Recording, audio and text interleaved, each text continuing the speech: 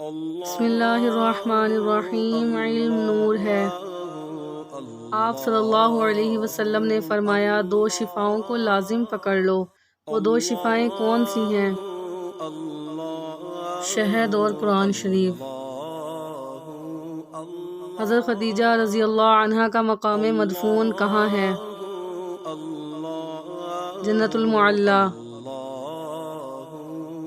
سرکار صلی اللہ علیہ وسلم کے جسم اطہر میں مہر نبوت کس جگہ واقع تھی؟ دونوں شانوں کے درمیان۔ حضرت امیر حمزہ رضی اللہ عنہ کا مزار کہاں واقع ہے؟ جبل احد کے دامن میں۔